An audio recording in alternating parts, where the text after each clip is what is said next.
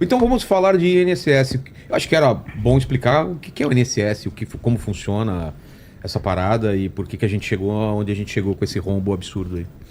Bom, INSS é basicamente a previdência de todos os trabalhadores da iniciativa privada, né? A aposentadoria dos trabalhadores da iniciativa privada e Você também... trabalha que nem um camelo durante Exatamente, décadas. você contribui a sua vida inteira até pelo menos os 65 anos de idade.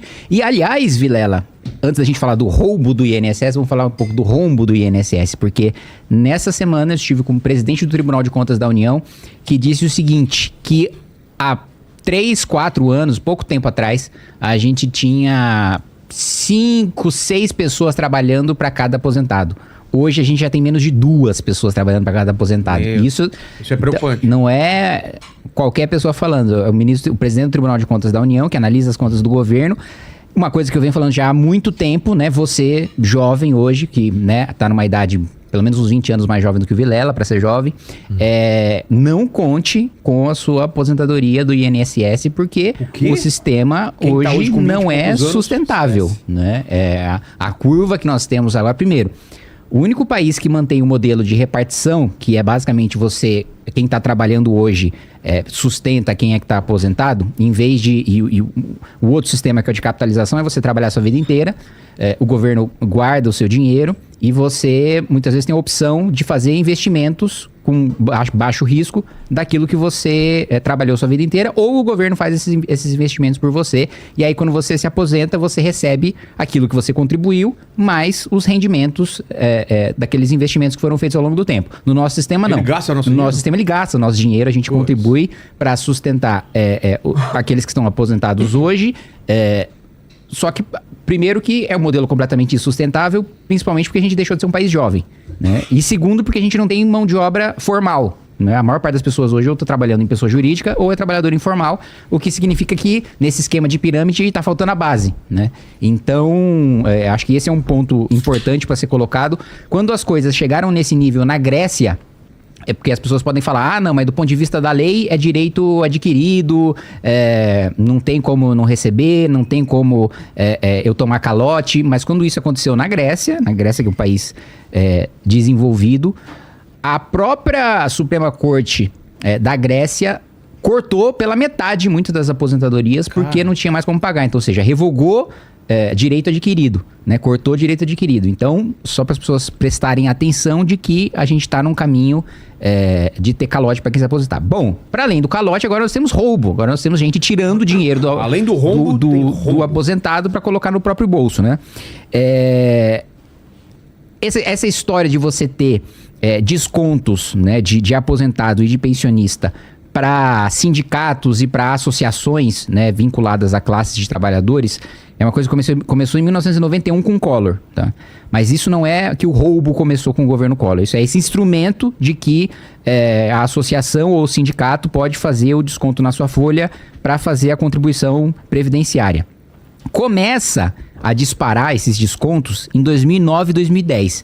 É importante dizer isso porque o discurso dos petistas hoje começou no governo Bolsonaro, né? Não, os descontos começaram a aumentar e as investigações dos ministérios públicos de vários estados começaram a avançar ainda no mandato do Lula, no segundo mandato do Lula, e depois isso continuou, Dilma 1, Dilma 2, entrou o Bolsonaro. Você, Vilela, e quem me conhece sabe que eu não tenho nada de bolsonarista, mas eu não vou criticar o Bolsonaro com base numa coisa que ele não fez.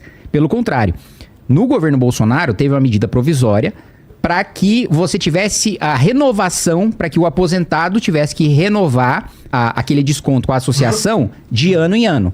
Tá. A esquerda entrou com modificações nessa medida do Bolsonaro para que, em vez de ser em ano, fosse de 3 em 3 anos. Ou seja, já afrouxando o período em que você precisava fazer aquela rechecagem, né? A prova de vida. Aí, quando entra Lula 3 agora, esse último mandato do Lula, entra o ministro Carlos Lupe, que é uma indicação do PDT, do partido do Ciro Gomes, e o Lupe, aqueles descontos de associações que antes estava ali no governo Bolsonaro na casa dos 300 milhões, passam assim para mais de 3 bilhões de reais, e o rombo total calculado pela Polícia Federal é de 6 bilhões de reais, né? Então, E vamos falar sobre duas associações aqui. Uma é a CONTAG, que é a associação vinculada ao MST, diretamente ligada ao PT.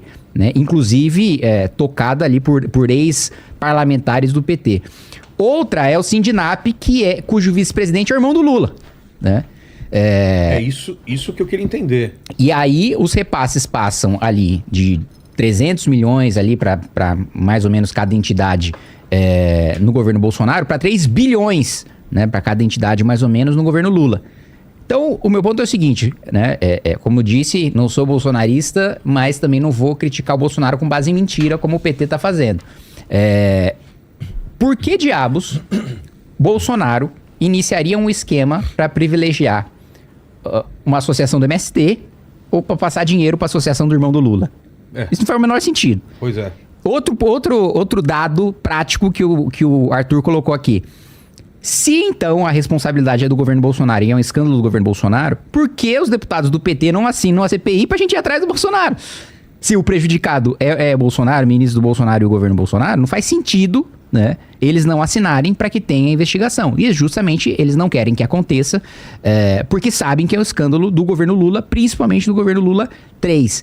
E você teve várias medidas ao longo do tempo para afrouxar essa fiscalização, né? Primeiro, você precisava fazer a biometria no Ministério da Previdência para fazer essa renovação dos descontos feitos pelas associações.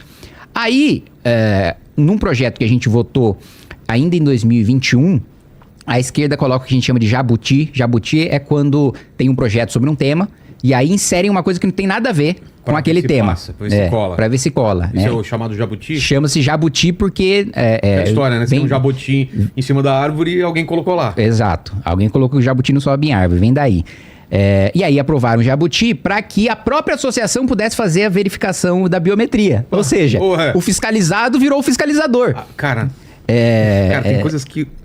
Mano, que... E aí vem aqui, já tenho até alguns nomes aqui de quem apresentou e votou essas emendas. Tem a Fernanda Melchiona do PSOL, a Sâmia Bonfim do PSOL, Rogério Carvalho do PT. 11 deputados e senadores do PT apresentaram emendas para afrouxar a fiscalização em cima dessas associações. Então é basicamente, você pega lá um aposentado, finge, né, frauda a assinatura dele para dizer que ele deu autorização para o sindicato ou para a associação fazer aquele desconto na folha de pagamento dele. Ele obviamente não fez aquilo, tem os descontos por vários e vários, tem uma quadrilha aí que fazia isso por 20 anos, né? Então, vários e vários meses, e agora a polícia descobre que o rombo é de pelo menos 6 bilhões e 200 milhões de reais.